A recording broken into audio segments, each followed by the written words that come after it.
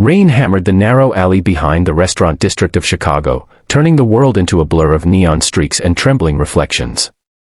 The city felt cold and cruel that night, just as cold and cruel as the panic-choking Marissa Hale, a powerful CEO who had built an empire on strength, speed, and control. But none of that mattered now. Her designer heels were gone, her ankle throbbed violently, and her trembling hands pressed against the brick wall as she whispered her plea into the shadows. She had never sounded so small. She had never felt so breakable.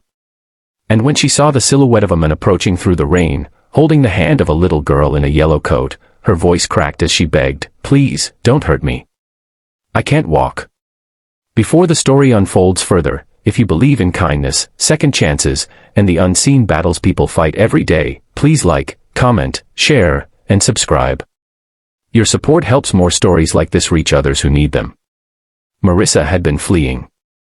From what? Her mind still struggled to process. One moment she was stepping out of a late-night board meeting, the next she was shoved from behind, her briefcase ripped from her hand as she fell hard onto the pavement.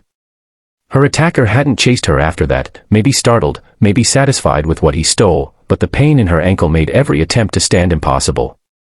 Crawling into the alley had been instinct. Hiding had been desperation. Now she trembled, soaked and shivering, when the approaching man lowered himself into a crouch. The man's name was Marcus Reed, though she didn't know that yet. His jeans were damp, his simple gray t-shirt clinging to his muscular shoulders, and his dark hair dripped from the rain. But his eyes were calm, earnest, and filled with concern, not threat. Beside him stood his daughter Sophie, a tiny 6-year-old whose soft expression mirrored the compassion of a child who hadn't learned to turn away from hurt. Marcus held up his hands slowly, gently, like someone approaching a frightened animal. Marissa instantly realized he meant no harm. She let herself breathe. Marcus noticed her swollen ankle, the tremor in her lips, and the scattered fries spilled from a paper plate someone had dropped earlier, now sitting between them like some strange offering. She looked nothing like the polished, almost untouchable CEO whose face often appeared in business magazines. She looked human. Fragile. Lost. And Marcus, who knew too well how life could strike without warning, felt a protective instinct rise in him. Without asking questions, he shrugged off his jacket and draped it around her shoulders. The warmth startled her, almost hurt her, because kindness wasn't something she received very often. Not genuine kindness. Not the kind that didn't expect something in return. He lifted her carefully in his arms, and though her pride flinched at the vulnerability, her heart whispered relief. Sophie walked close beside them, clutching Marissa's discarded folder of documents she had found on the wet ground, guarding it as if it mattered. Later, Marissa would remember that simple gesture as the moment her life began to shift. Marcus didn't take her to the hospital immediately. She insisted she just needed to rest a moment, somewhere safe, somewhere out of the rain. So he carried her to the small diner he worked at, closed for the night but still warm from the ovens.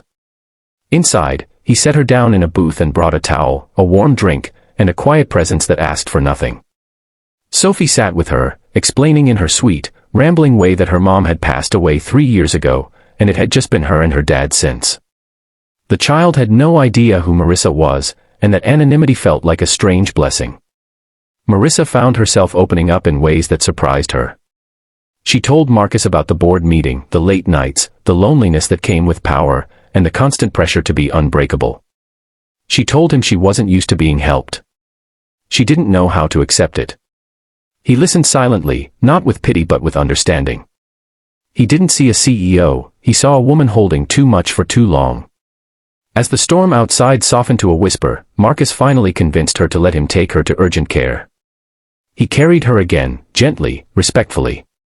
The doctor confirmed a sprain, nothing fractured, but she would need rest. Real rest. That night, Marcus drove her home. Her apartment overlooked the shimmering Chicago skyline, a breathtaking symbol of success, yet inside felt cold and hollow, as though life had been happening elsewhere. Watching Sophie doze off in Marcus's arms, Marissa felt something crack inside her, a longing she hadn't dared acknowledge. In the days that followed, everything changed quietly. Marcus began stopping by to check on her, bringing groceries, or dinner, or just company. Sophie brought drawings, each one starring Miss Marissa, who now existed in a world of bright colors and smiling suns. Marissa's guarded heart softened, not dramatically, not suddenly, but like ice gradually melting under the warmth of spring. She learned that Marcus worked 2 jobs to care for Sophie. She learned he fixed cars on weekends, he coached Little League when he could, and he never complained, because love made exhaustion worth it. Marcus learned that behind Marissa's fierce leadership was a woman who felt deeply, who feared failing others, who had built walls because life had taught her that vulnerability was dangerous. Their worlds, so different, began to weave together.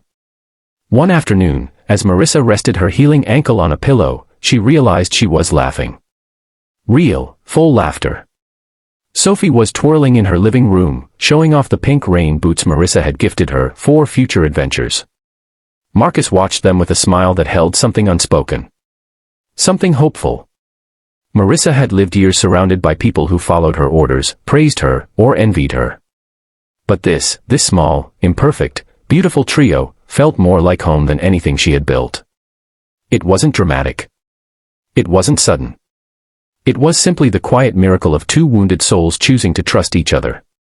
And one evening, as Marcus helped her walk along the riverwalk for the first time since her injury, Marissa realized she was no longer afraid. Not of falling. Not of asking for help. Not of being loved. If this story has touched your heart, please like the video, share it, and subscribe for more emotional stories. Your support truly means the world. Before the ending, please comment below, kindness changes everything. Walking slowly beside Marcus, her hand in his and Sophie giggling ahead of them, Marissa finally understood, she hadn't been saved in that alley, she had been found. And sometimes, the moment everything collapses is the moment life rearranges itself into something far more beautiful than you ever imagined.